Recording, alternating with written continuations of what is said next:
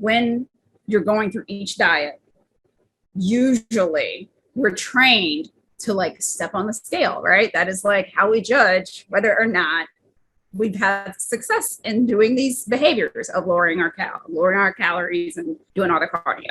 So we step on the scale, and if the scale's not moving, we're like, okay, I need to do something else to adjust it. So like everything is about trying to lose weight, and weight could be anything. Like I could chop off a limb and lose weight. That doesn't necessarily mean that it's healthy, right? Because it's like, just because you're losing weight doesn't mean anything. Your weight consists of so many things. So there's water in your body, there's muscle, there's fat, there's bone, there's tendons, there's ligaments, there's a brain, and there's so many things that are inside of your body that when you're just focused on losing weight, typically the weight that you're losing is like not the great stuff.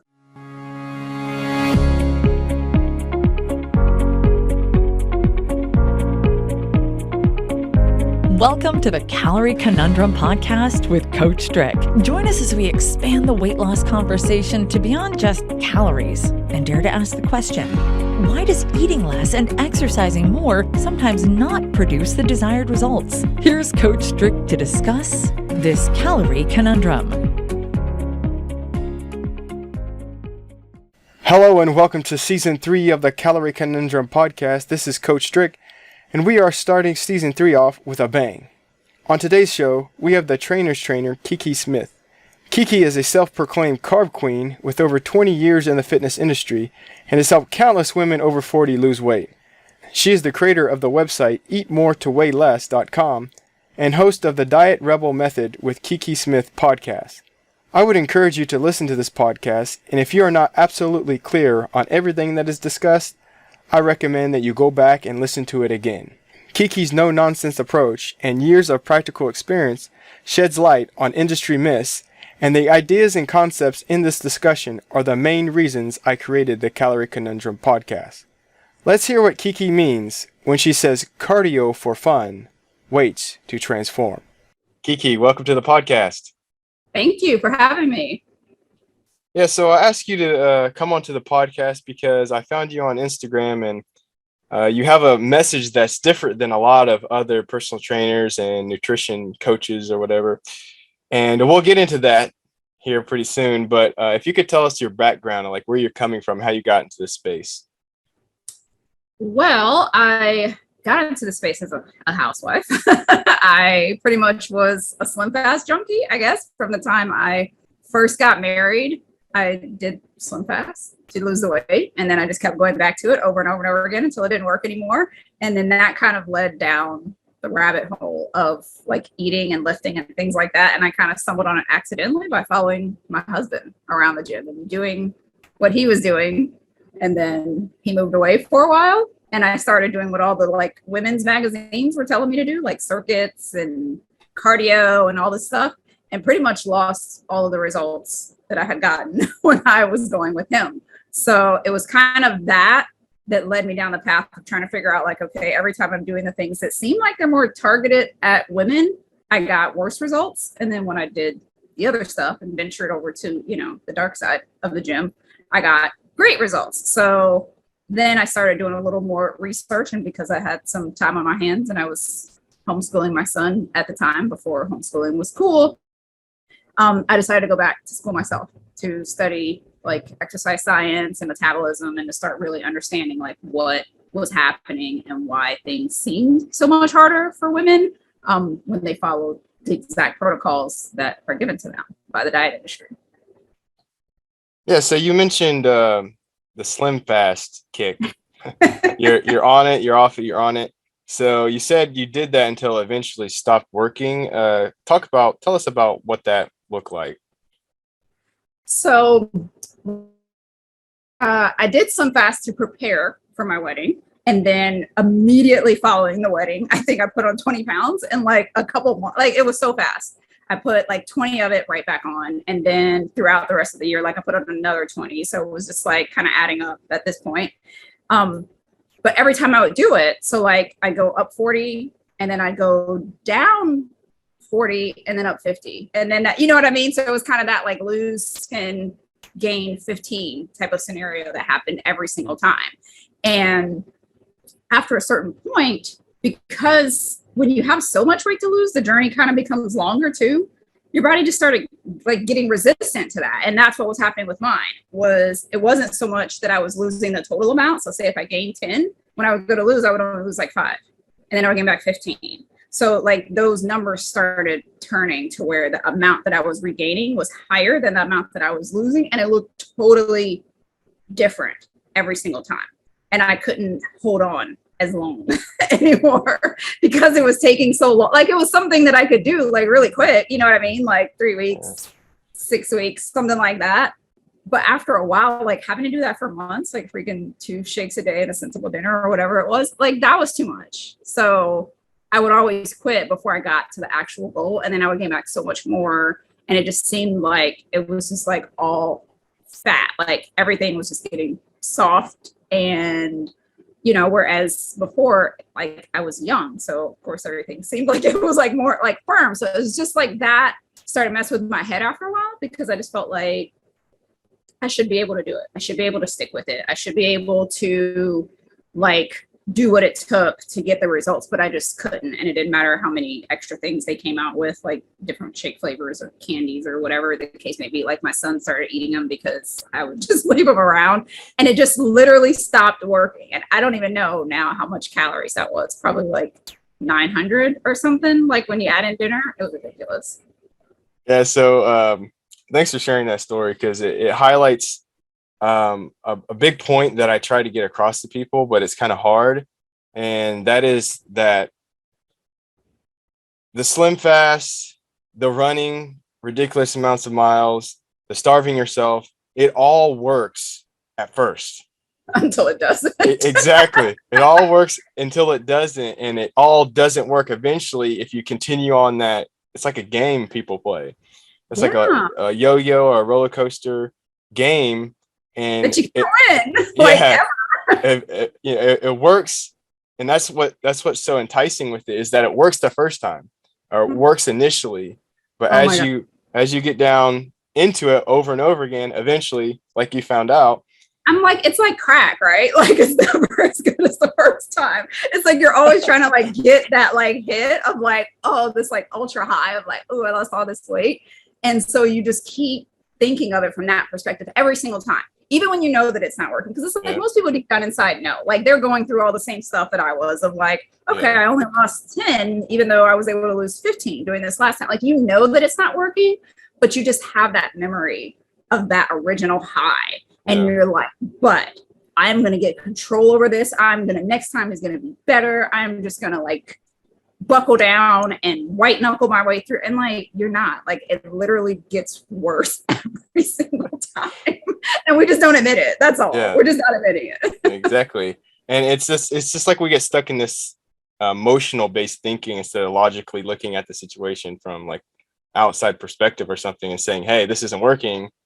Instead of saying that, we say, oh, this worked so good last time and I want to lose the weight. Yes. And just got caught in like literally addicted to what happened last time, even when last time was like 5 times ago.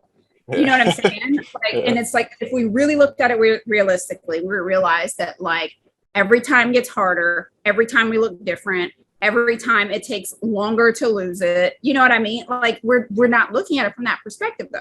We just keep thinking like that it's going to get easier, but it's not. And if we did, then we would also approach it differently. Because it's like, if you recognize that every time it's going to take you longer to lose the weight, then why would you do a 30-day, whatever, 21-day fixed thing if that's what you did last time? That means this time you would need a longer amount of time. Like now you would need to go for 2 months. And then next time you would need to go for 3 months. And then next time you need, like, if we looked at it logically, we would do the math and realize that eventually we just need to be doing the same thing all year long. Oh, you mean a lifestyle change? Like, think about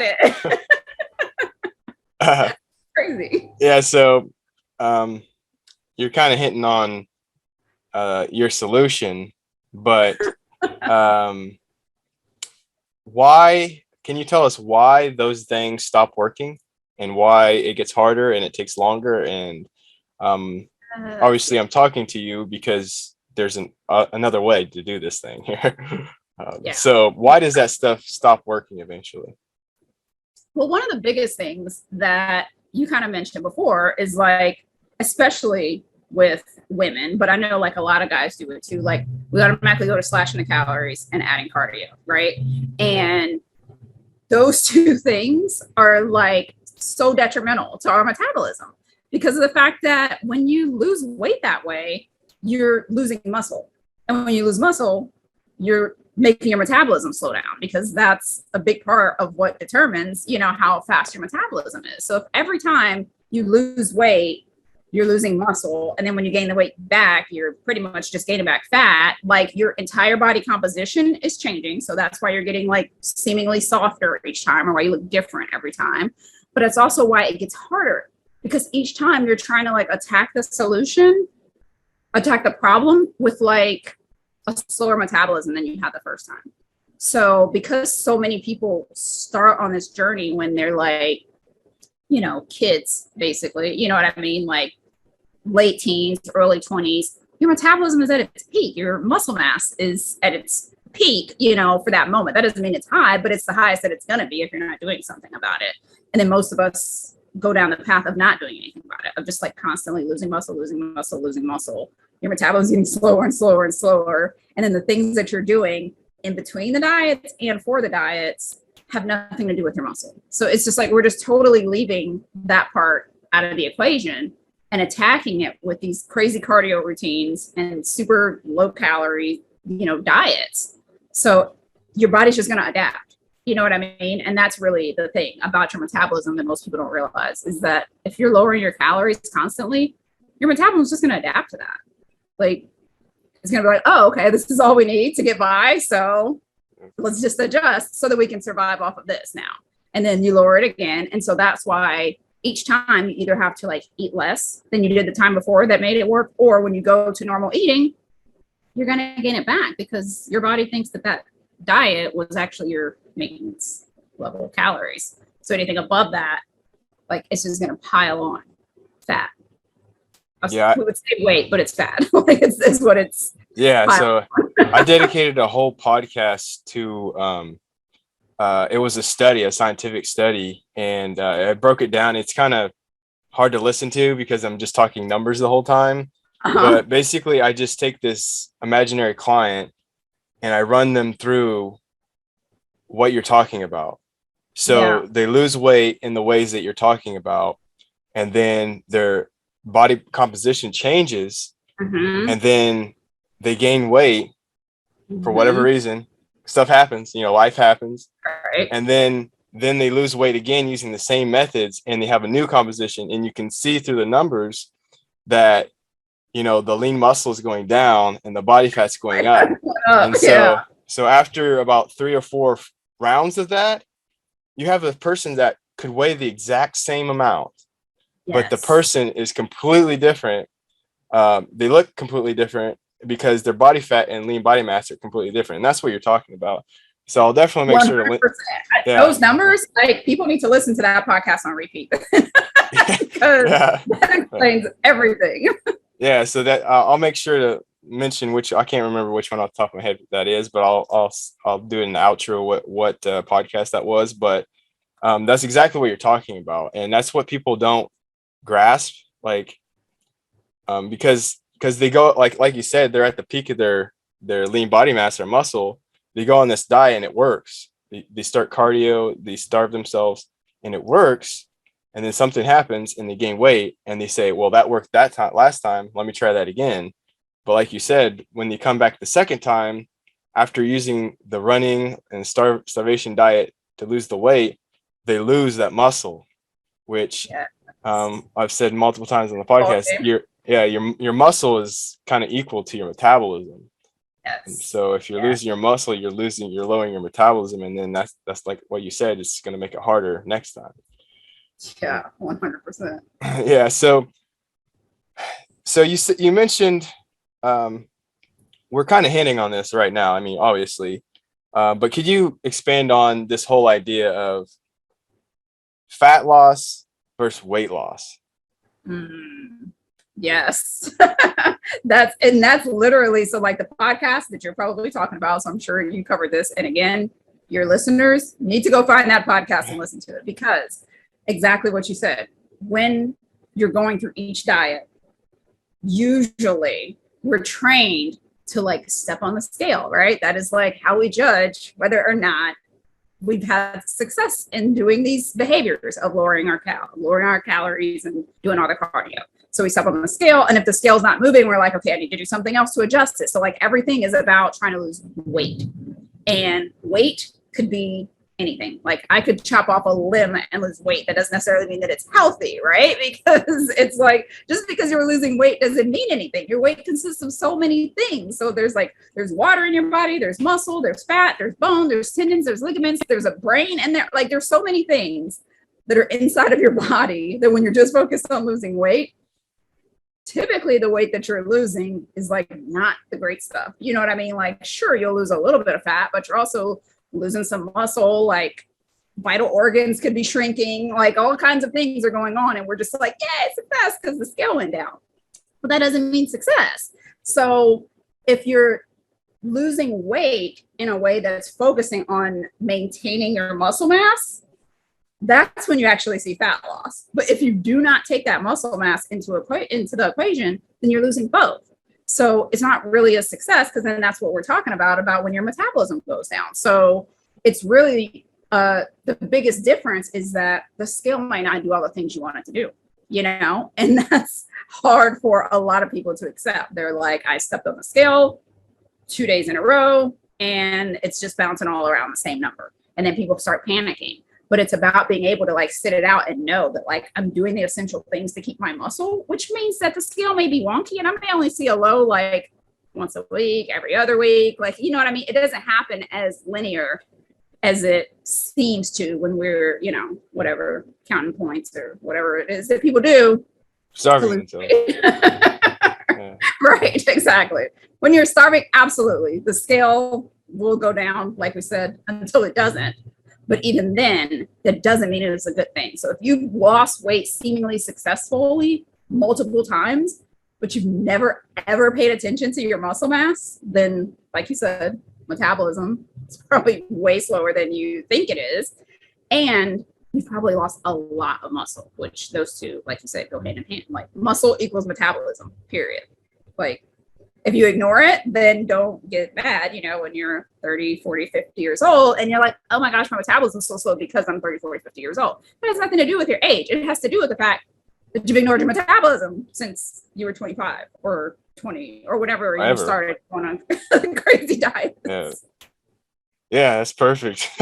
Yeah, I think a lot of women are traumatized by the scale, Oh my gosh. It's just like this crazy thing, like they can't even step on it, or they know something's going to happen, and it's like the scale is a measurement, it's a marker, it's one marker, and it's not completely invalid, but like you said, there's so many other things, including what you actually look like, how your clothes actually fit, that all can change and your weight could stay the same.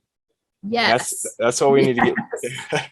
What we need. You can sit at the same scale weight for like months and months. I mean, a full year and completely recomp your body. Like, it's crazy the changes when you're actually paying attention to muscle. But like, we have to get past, especially as women, the scale, the power that it holds over us. The fact that if I step on the scale and it went up, it's a bad day. If I stepped on the scale and it went down, it's a good day. Like, that does not factor into the equation. Like, how many times, and I'm sure you've experienced this with clients, right?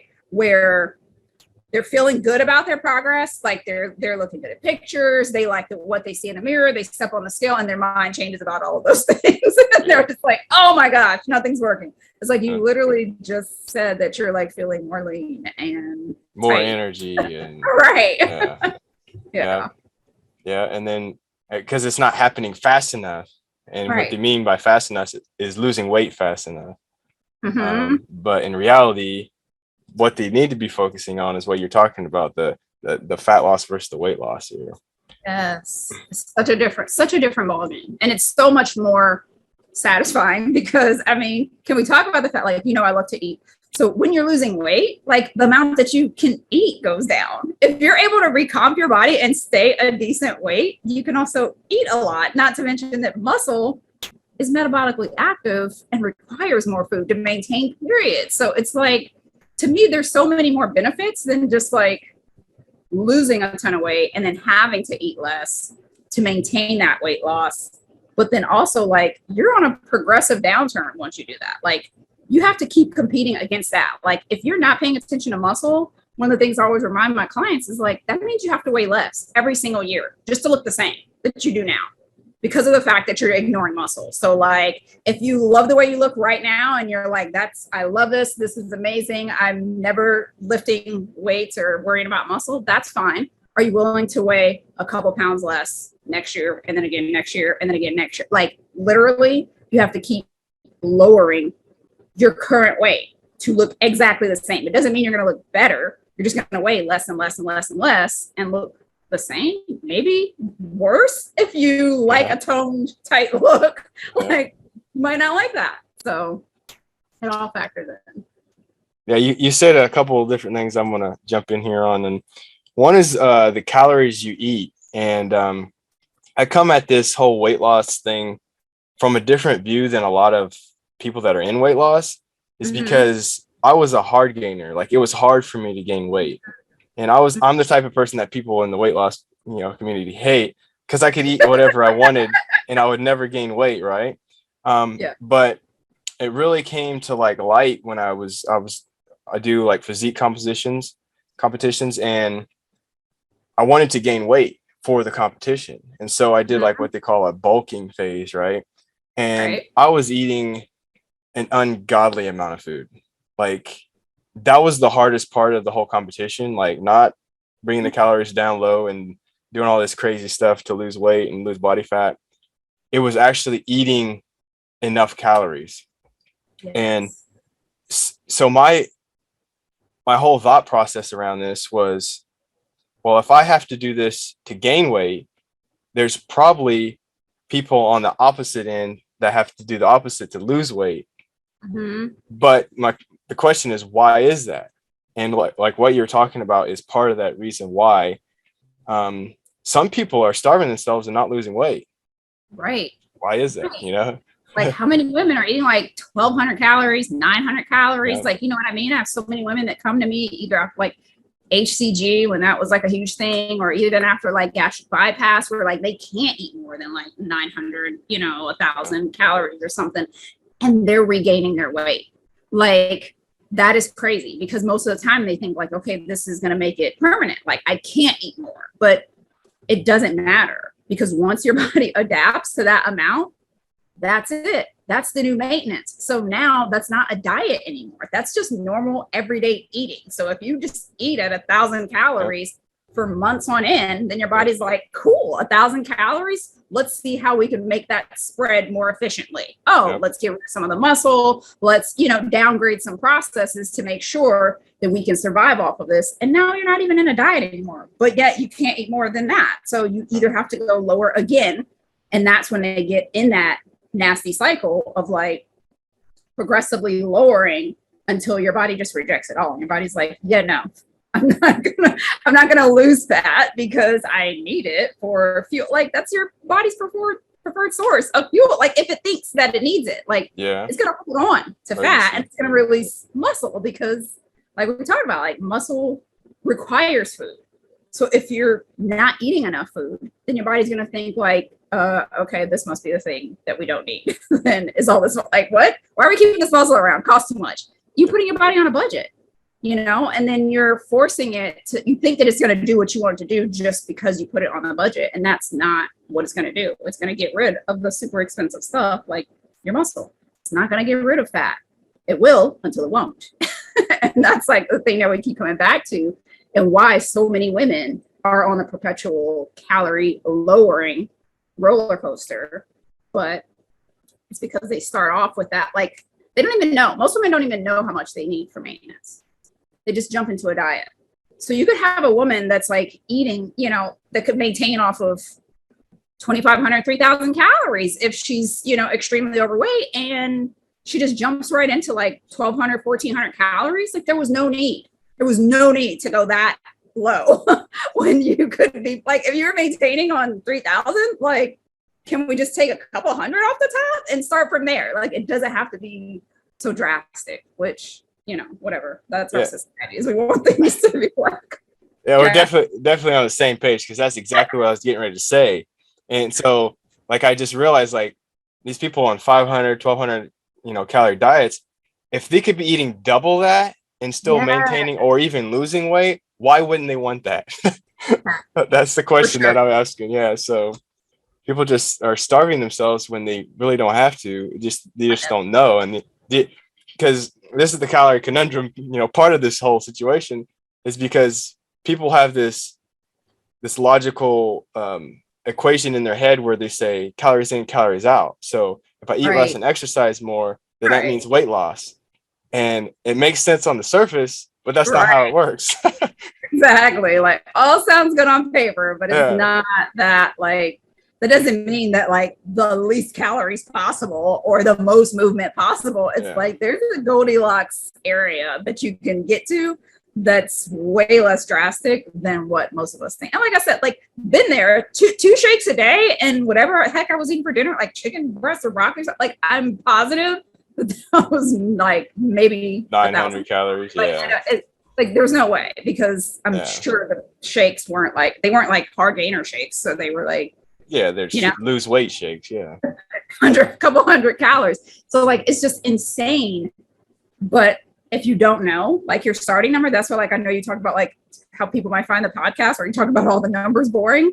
I think a lot of women need to get over that because of the fact that like, that's why we're just going straight for like, let me just slash all the carbs, or like, oh, this 1200, like do the work to find out where you are first before you just like jump into stuff. Like how many diets have you already been on? How many times have you gained and lost weight already? Like what's a possible amount of muscle mass that you might have lost in this process? Like what are you eating now before you go to slash your calories? Like I constantly get so upset at me when I do that. I'm like, wait. How much are you eating now? Like, let's look at that first before we just jump in, because people want that blanket number of like, how many calories should I eat? I don't know. How many calories are you eating right now? Like, can we start there? Yeah. Yeah. I will say something about that as well, because like a lot of times what happens is women or whoever's on the diet and they've gone on so many diets, and like you said, your body, that becomes the new norm. Like, so sometimes people are coming to you eating 1,000 calories a day, and that's like their maintenance. Yes. And then they get in trouble. They get in trouble when they go to the online calculators and they put their age, weight, and all that stuff in there, and it pops out a number that's 2.5 times that. And then they come off of that number, and then they're dieting at 2,000 when their maintenance was 1,000, because that's what they've been eating. Right. Then it doesn't work. Right. Yes, all the time. Yeah. Because they weren't really aware of the Yeah. numbers. They're looking for a number, but the numbers being taken out of context if you're not looking at all the other numbers associated with it. So like if you're really low, you're not going to be able to jump really high, and vice versa. If you're really high, you don't need to go really low. So it's really that starting point kind of eludes us. We're just like, I need to lose weight. I need to lose it yesterday. Like, give me a number. Let's go. And it's 100% out of context. So it doesn't apply. It's not personalized to you, even though it's taking in your stats. Exactly. And there's probably some people that are overweight that are eating over 3,000 calories a day, and they could come down to, high 2,000s and still be losing weight, but they go straight to 1,200 or whatever. Yes. And then their body adapts. And then it's like, and it was all fine and good. The first, whatever, 10, 20, 30, however much you lost, it was like, okay, this is working great. But when it stops, like that freaking sucks, because then you're a person that needs a lot of calories to subsist. You're already like, you've white knuckled your way through, whatever, 15, 30 pounds out of the 100 that you need to lose. Like that's a sucky place to be in. You know what I mean? Like not even halfway to your goal, and you're just like at a plateau. And what, you go lower than that? Like, how long can you stick to? Like, this is real life, not The Biggest Loser. Like, there's no reward at the end for like starving yourself and working out 6 hours a day. Like, but that's the way we act. Like, it's like this competition to eat as little as possible and like do as much work as possible. When like, that's not real life. Yeah. And the thing about the calories is you only have so far you can go, and that's what you're talking about. Like you bottom out your calories, there's nowhere to go. You can't go any lower. But if you start up, if you start off slower, then you can work your way down through that. Another thing you mentioned was about age, and that's like what they call it, it's a trigger for me, I guess, as well, because so many people, they just use age as an excuse for, whatever, anything and everything. But this is one area as well that I believe is mostly just maybe ignorance, or they just didn't know, because there's basically, as we age, we lose lean body mass, which is muscle and density of the bones and things, but we can do something about that. Exactly. Yeah, like total light bulb moment right there. Like, it doesn't it's not like the world is just against you and it's just happening, like you can do something about it. Exactly. And the world will be against you if you don't do anything and you just say, well, I'm getting older. I know. It's such a go-to excuse for all of us. And I know, oh my gosh, women definitely use it. Like, I know guys have their reasonings for using it, because I also there's a lot of guys who are like, oh yeah, I'm just, I don't have enough testosterone. This is just happening. Like something they heard on TV. They don't really know how much testosterone they have, but in their head, they're just like, I'm getting older. I don't have testosterone. And they're like 40. And it's like, there's still some testosterone there. You're like, you can activate some human growth hormone, get in the gym, you're good. But women especially use this. And the thing is like, yes, there are a lot of menopause. For women, like you have pregnancy, you have menopause, you have all the things in between. We have all, our whole own hormones, and at every age milestone, someone thinks that they've aged out of weight loss. Like, oh, now I'm 30, it's too late. Now I'm 40, it's too late. Like, oh, I'm post-menopause, it's too late. Like, it's never too late, because like you said, you can always reverse that part. Like, building muscle, sure, it may seem like it's harder at the other ages, but it's only harder because you haven't been doing it. If you execute the things to build the muscle, it doesn't matter if you're 25 or 55. Like, sure, the 25-year-old will get some quicker newbie gains, but that's part of the problem, is because things went so fast when you're 20 that you just think that that's the way it should be, but that's not even real hypertrophy. But we're not going to talk about that. The thing is that I have women that are 55, 60, 65 years old that they will go and get a DEXA scan to prove me wrong, and they will see that they have gained muscle. And that's one of the things that people do not understand, is that it is possible at any age, but you have to do it intentionally. Muscle does it. People think that you can, because a lot of women, and I know this is a little less now than it was 10, 20 years ago, think they're going to bulk up easily, or I'm going to turn into a bodybuilder or whatever. And it's you would see bodybuilder coming from a mile away. You have to try really, really, really hard. Like you said, with the bulk phases and stuff like that, to get it's not, you don't just trip and fall and land in a pile of muscle, right?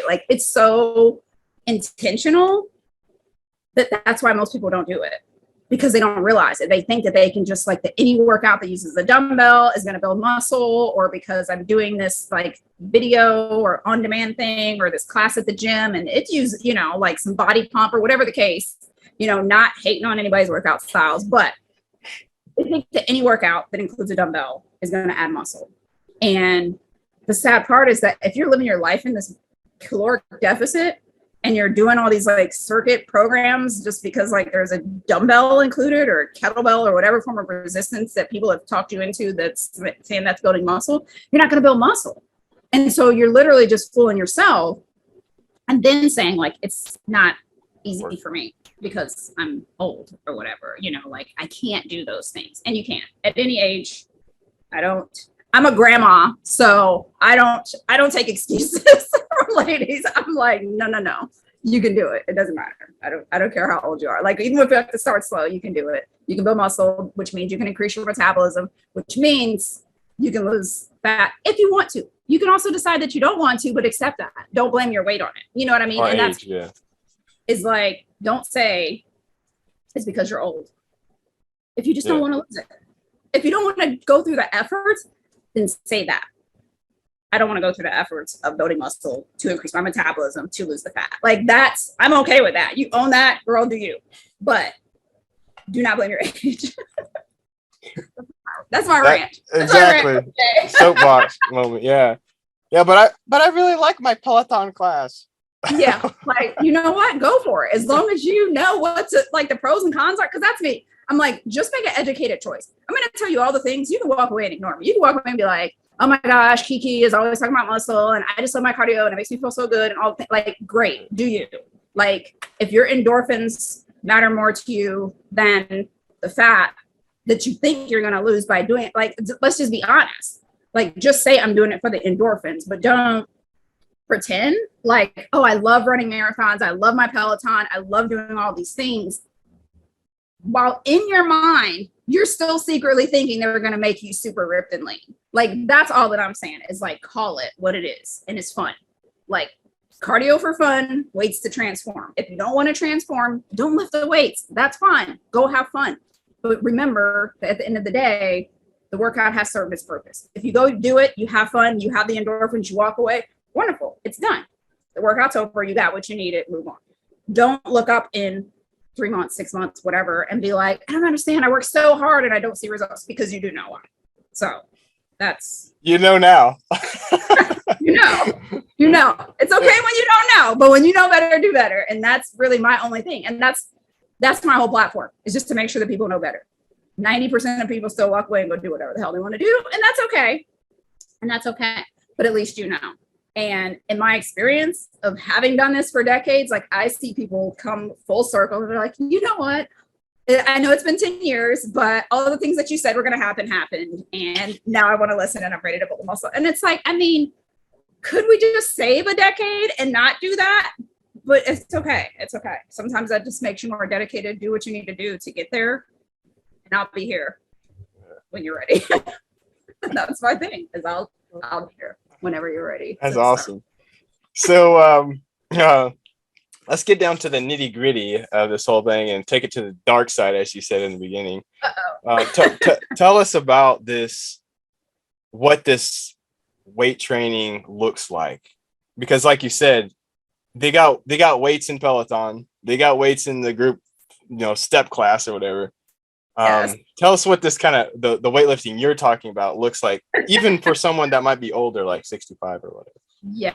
So that's a big one, because like I said, now weightlifting is fairly popular with women. This was a completely different discussion 10, 20 years ago. Now, pretty much everybody's finding some way of incorporating some level of resistance. So yeah, you're like, spin for a couple minutes, hop off, do some bicep curls or whatever. I don't know how Peloton works. I'm not going to even pretend. They're doing it on the bike. Oh, okay. So you're riding and you're like overhead pressing. I don't know. I don't know what's happening there, but that is cardio. Like, yeah, if you're lifting weights really fast, that's cardio. If you're doing a circuit, that's cardio. If you're not taking any rest between like your sets, that's cardio. So first and foremost, like, let's look at that. Like, if the weights are really light, you're moving fast, all those things, like, that's great. Your heart rate's getting up. I'm sure it's metabolic in some way, probably even slightly anaerobic. But when you're trying to build muscle, we're talking like lift, rest, lift style training, where you are lifting things that are heavy, like 8, 9, 10 reps, maybe, you know what I mean? Even for like, because you can go lower than that. But like, even if you're like 60, 65 years old, like, you can lift in a 10 rep range to a point where you can't do more than like 2 to 3 reps beyond that. So like, that's usually like the test that I'm giving somebody, is like, just because the workout plan says to stop at 8, if you could have gone to 15 with that weight, it's too late. So that's like one of the biggest ways to test it, is like, can you do more than, like, are you leaving 1 and 2 reps in the tank? If so, then like push yourself to go a little bit heavier than that. When you're past that like 12 rep range, that's cardio. So like, a lot of people don't like that perspective because they think high reps to tone or whatever, but you cannot tone or define something that does not exist. So if you have not done the work to put muscle on your frame, which is lower rep ranges, heavy weights, taking rest periods in between, eating the food, you haven't built muscle, therefore you can't tone it. So when I'm saying lift, I'm talking about the dark side of the gym. I'm talking about getting over there where the guys are and doing the stuff that they're doing. The like, I mean, unless you're at Planet Fitness, the like grunty type workouts, like that's the real stuff. Like, bench pressing, squatting, overhead pressing, deadlifts, like real heavy weight movements. And heavy is relative. That's the reason why I always give the like, can you do 2 to 3 reps more? Then now that weight is too light for you. So I would challenge most women to test themselves just there. Even if you think you're lifting weights, go lift that weight 10 times. Then see how many more reps you can do past 10. If it's more than 2 to 3, it needs to be heavier. And keep doing that until it's within range. You know what I mean? And same thing, if it's 6 reps, 8 reps, 10 reps, like I personally, like 10 reps is cardio to me. I love the like low rep ranges. I love like 5 reps and below is my happy place. But for most women looking to build muscle, like being in that 8 to 12 rep range, most of the time, I mean, you want to periodize it. You don't want to just stay there forever and ever, but being there, lifting heavy where you can't do more than 2 to 3 reps past whatever the workout plan says, that's muscle. That's muscle building territory. That's actual lifting weights. Yeah, I hope people are taking notes at home, because this is this is perfect. And what you said could be applied to anyone. So yes. For old Betty, who's 75, the 5-pound pink dumbbells may be the weight that she can only get 10 reps with. Exactly. But if you're 30-year-old Shelly, exactly, then the 5-pound, yeah, it's probably not going to be the weight that you can only do 10 times. You're probably going to be able to do that 50 times. And so you have to be honest with yourself and go find the weights that are for you that will get you somewhere around that rep range that's less than 15. And that's like you said. You start. Yeah. But progress from there. You know what I mean? Like keep progressing. Don't just because like you're doing a workout, you know, and I even say this with like people doing workout videos or whatever, like just because the person that's teaching the workout video is picking up, 10 pounds and doing whatever back curls or something with it, doesn't mean you need to pick up 10 pounds. Like they are frozen in time and you're not. So if you're doing your workouts, and it's especially for like my older clients who are like, they're doing workout DVDs and stuff like that. And I'm like, that's wonderful. Just remember, you bought this DVD 20 years ago. That person can lift more than they were lifting in that video. You can probably lift more than it. Like, keep testing yourself to make sure that you're always, that you don't have like that you can't go 3 to 5 pounds more. That means that anybody can start from wherever they are, whether it's 5 pounds or 50 pounds, and keep challenging themselves to lift heavier, progressively overload the muscle and make it, because that's the thing is if you don't challenge the muscle, you can't change it. So even though you feel the burn when you're doing whatever, your body pump classes and all those things, feeling the burn is not what dictates whether or not that muscle is growing. Like you have to challenge it with heavier weights every single time that you can lift heavier. Like it may take 4 to 6 weeks to adapt, but when you can lift heavier, do it. Yeah, the body, like you said, the body adapts. And one thing, because as we age, I mean, like I said, I don't like to use age as an excuse, but eventually things start slowing down, right? Yeah. And so one good thing about what you could look at, weightlifting on this is that if you can maintain the same weight over the course of 20 years and you're older, then that's a positive gain in the right direction, because if you weren't maintaining it, your muscle would be going down that whole time, and you'd be looking like the average 80-year-old that's in a wheelchair or whatever. So exactly, like even if you are lifting slightly, because things do change, when you're like 60, 70 years old, like there's no need to go like below that like 10 rep range. Like you could stay in that 10 to 15 zone and still make progress and or keep the progress that you've made. But it's just, if you weren't doing anything, then there's nothing, like you're not holding on to your strength at all. So it's just like really important to keep challenging yourself. And sure, you're not shooting for like 1 rep maxes when you're 70, but you can, what's your 10 rep max? What can you do 75% of that 1 rep max for X amount? Like, you know what I mean? And just really pushing yourself to stay in the game for as long as possible. So you can make those adaptations. And that's one of the things that I love about weight training is because like when you're doing cardio, the only way to continue getting better results from it is to like increase the amount of cardio that you're doing. Like, so you started off getting results from like 10 minutes of cardio, then it's 30 minutes, and then it's 60 minutes. And now there's like, you know what I mean? You're like running for 2 hours a day for every day. Whereas with weights, you know, all you have to do is pick up a heavier weight once your body has adapted to that. And that's really the name of the game. But everything that we're talking about is just your body's just always adapting.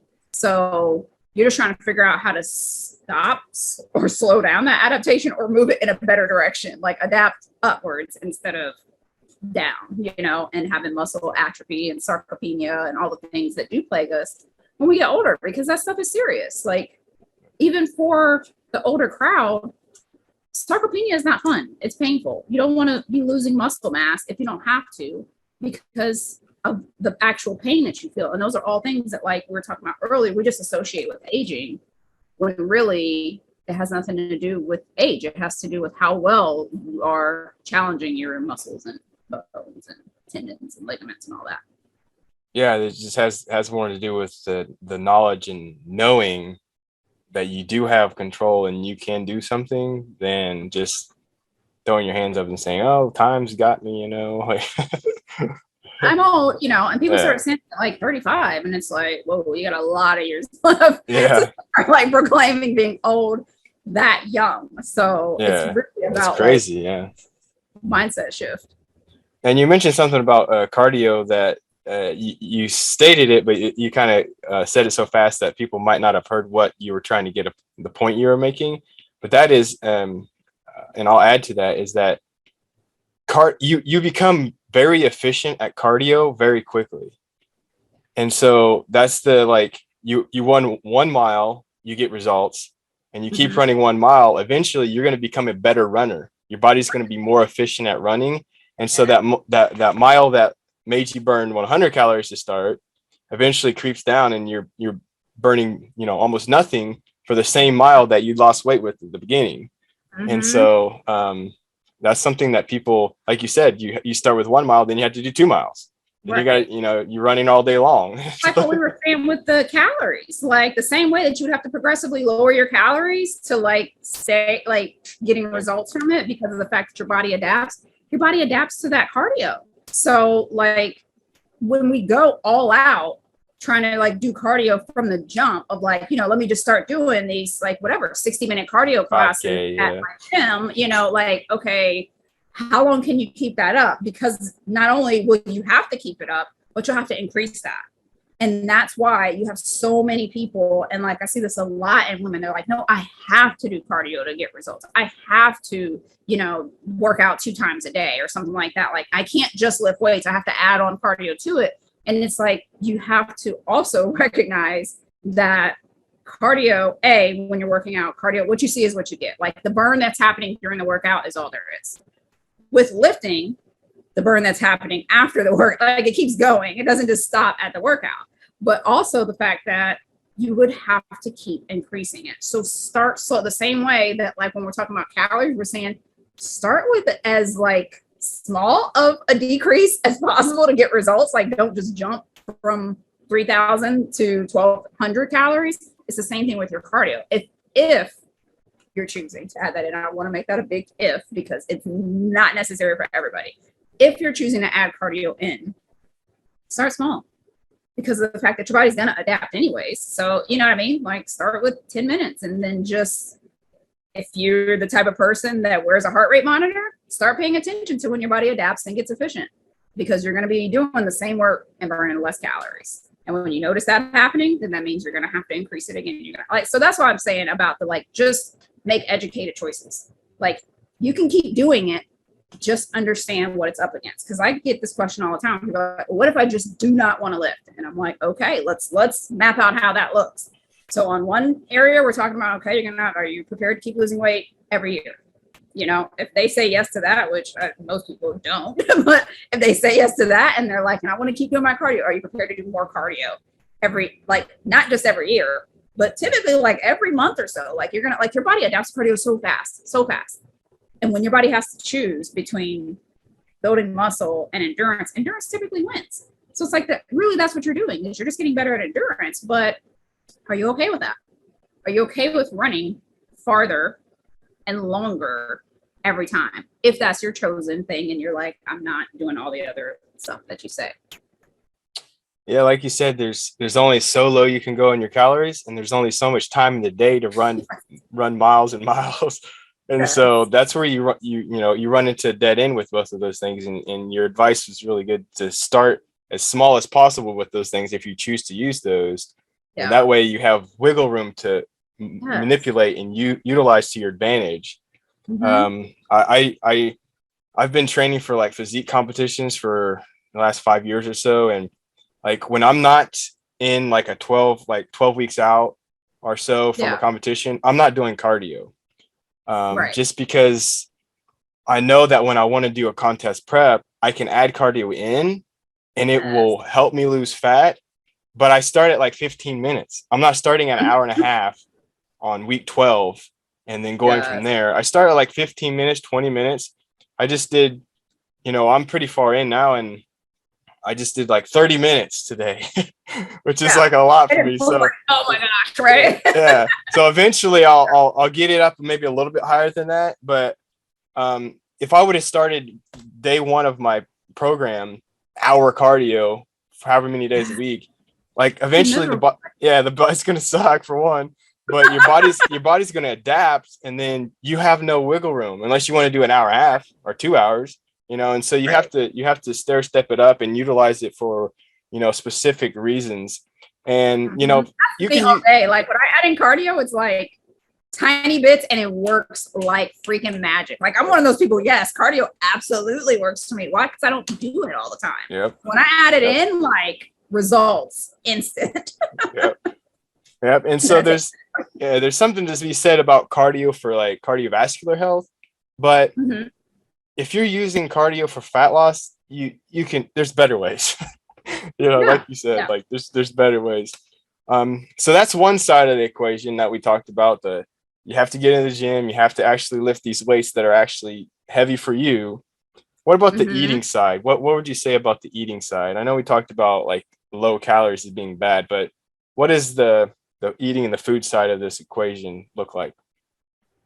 So if you are, one of the things that honestly I end up recommending for a lot of women is a variation of like what you were talking about, like with bulking and stuff like that. Like if you've never, ever done a muscle building phase in your life, like you may want to consider adding one in at some point, whether you're choosing to like, okay, I want to lose the fat first and then do it. Like you might want to look in to try to replace some of this muscle mass that you've lost at some point, which will require eating in a surplus. So that's one of the biggest things to understand is figuring out what it is that you want. Because like I say, a lot of women are like, I just want to get toned and defined and all of this. And if you've never built the muscle, like that is going to be a rude awakening, how low in body fat you might actually have to go before you see that toned, defined look. So when you understand that building muscle requires a surplus of calories and losing fat requires a decrease. So like, do you want the surplus or the deficit? If you go for the deficit, then I'm going to say, like we talked about, like start small, figure out where you are already, and then start small from there. If where you are is already at your absolute like minimum, then you might need to take a beat and start like working to increase those calories, which when you're dealing with muscle, at least some of those calories can go towards good use into rebuilding lost muscle mass, because there might be some fat gain attached to that, but then making sure that when you do go into that fat loss phase, that you're eating enough protein, eating enough fiber, eating, you know what I mean? So that's my thing, is like making sure that you're eating enough calories, making sure that you're eating enough protein, making sure that you're eating enough fiber, drinking water and things like that. But there's no blanket calorie level because of the fact that it's based on the individual and it's based on their diet history for a lot of women. And a lot of women are not taking that into consideration. If you've been dieting since you were 12, like you might need a diet break. You might need to just stop dieting for a while and work on adding some of that lifting in, getting your calories up to a reasonable level first, and then cutting from there. So I know that's not what most women want to hear, because most women are just like, I just need to lose the fat now. I don't want to take a break from it. But like, I want to recap what you just said, because some people didn't hear it and some people didn't want to hear it. Right. But you said that potentially you may have to gain weight before you lose weight. Yeah. You hear me try to gloss over it. I'm like, I don't know where your people stand, but yeah, no, they need to hear it. You know, this is the truth. And so, like, the reality of it. like you said, a lot of people have it in their head, like, oh, I can't gain weight, I'm trying to lose weight, you know, and that's all they have. Their sight is so small, their foresight is so small that they can't see into the future. But be the bearer of bad news. Yeah, you got to look at the big picture of this thing. And if you've been dieting for 15, 20 years and your lean body mass is bottomed out, yes, dieting for you is not going to work. No, it's not going to work, and it's going to be a miserable existence. You're not going to be able to eat anything. You're going to be killing yourself, having knee replacements and crap from cardio. And it's because your lean body mass, your muscle is so low, your metabolism is so low, you have nothing to work with. And so thanks for might have to slow down and speed up, you know. And exactly. That's a second reality for a lot of people, is that just put weight loss on pause for a while. Like, you know, mentally and physically, you probably need it. If you've been dieting your entire life, like, you need to experience the world without dieting and try to add a little bit of muscle mass to your frame so that, you know, your metabolism's a little bit higher when you go back into a fat loss phase. But they're two different phases. Fat loss and muscle building are not the same phase. Like, I know the diet industry wants us to believe that it all just happens at once, that we like build fat, lose muscle, like holy grail. But when you approach them as two separate phases, you're going to get much better results. We'll just say that. And it makes it part of the reason why is because it clarifies what you're going for and what your goals are. If I said your goal is to lose fat and gain muscle, and I said, what's the plan? Like, there's going to be so many variables in that you're like, you know, who knows what the plan is. But if I said your plan was to gain muscle, then that simplifies it a lot. So you can do the things that it takes to gain muscle, whether that's when you work in phases, it's just so much easier to just freaking lean in. Like, even because every phase has parts about it that suck, right? Like, if you're cutting, you're eating less food, that sucks. If you're bulking, you're like adding food in. You know, when you're like in these like muscle gaining phases, like you said, like trying to get in those calories sucks. I have a lot of clients that when we're doing that process, when we're taking their calories up to where it should be and trying to rebuild their metabolism, they can't do it. They've been eating so low for so long. They're like, this is too much food. I am so stuffed. I cannot eat this much. Like, it's legit hard for them. But you would confuse it more, like you said, if you were trying to intermingle the two. If they're doing all that and they're like, I don't understand what's happening. The scale's going up. Like, well, we're not in a fat loss phase, so we're not worried about the scale going down. But you can lean in. You can work on eating the food. You can work on increasing the food. You can work on building the muscle and doing that part. And then when it's time to cut, you know, you're going to freaking embrace the suck and you're going to cut your calories and, you know, not slash them. You're going to reduce them and do the things that it takes to lose it. But you're going to be able to have mentally be all in on that phase. So having the phases defined helps you to just lean in and do what you need to do to get the results of that phase. Awesome. I don't think I've said or shaken my head in agreement in any other podcast, because we're definitely on the same page when it comes to know this. We're both just like this should be released as a video, because we're both like yes you know, like, it's gonna be on YouTube and podcast, so we got both. But yeah, so like I said, I hope that the listeners are taking notes, because this is basically the problem with many people's weight loss plan, is everything we talked about in this podcast. And that's, you know, they're trying to cut their calories. They're trying to do too much cardio. They're not looking at their weights, and they're scared to gain weight or gain muscle. And those are like the 4 pillars of this, what we're talking about. And this is the 4 pillars that if you want to increase your metabolism and you want to make weight loss more effortless and be able to eat food, this is what you need to do. Yeah. It'd be so much easier if you do the things that, I mean, they scare you. They're scary things. I'm not going to lie, but yeah, you're 100% right. You do those things, fat loss is kind of inevitable when you're in a fat loss phase, when you put in the work ahead of time, Yep, when you have that muscle, that metabolism. Yeah. All right, Kiki. So where can the listeners find out more about you?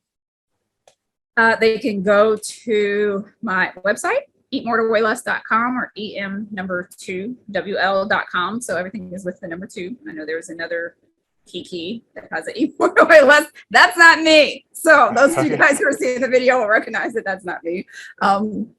But yeah, I'm everywhere as em2wl or Eat More to Weigh Less, Facebook, Instagram. I don't post on most of those. Like nowadays, I've been doing this for so long but I'm there. So don't think that I'm not there. And on YouTube, Eat More to Weigh Less. So yeah, all of the platforms, em2wl. Say that again. EM. So it's Eat More to Weigh Less. So EM number 2 WL. Okay. Or Eat More to Weigh Less. I think either one of them should bring me up. I've been on them forever, but like I said, there was recently someone who has the 2 spelled out. Okay. Try to copy. Huh? The number 2. All right. Well, it was a fantastic podcast, and thank you for coming on. I hope you have a great day. Thank you so much for having me. I hope you enjoyed that episode with Kiki. I know doing the opposite of what you've been told to do to lose weight sounds scary, but when it comes to the traditional eat less, move more mantra, I just have one question. How's that working for you? If the traditional methods for weight loss work to help you lose or maintain your weight, you wouldn't be listening to this podcast. If the traditional methods for weight loss were successful at helping you lose and maintain a healthy weight, 2/3 of the population wouldn't be overweight. If your weight was a simple math equation, 99% of the population would be able to attain the weight they desire, but they don't. In episode 14 of the Calorie Conundrum Podcast, titled The Problem with the Calorie In, Calorie Out Mindset, I demonstrate a concept Kiki brought up in the interview about the importance of intelligent weight loss and the need to maintain or build muscle and the concept of eating as much as possible to lose weight. I urge you to listen to that episode and this one until you really understand what is being communicated. In short, you can eat more, work out less, reduce the effects of aging, and attain a healthy body weight by understanding how the body works. Hopefully, you can use this information to end your weight loss struggles and achieve your goals. And with that said, this is Coach Strick saying thanks for listening, and remember, when calories in, calories out doesn't work, that, my friend, is a calorie conundrum.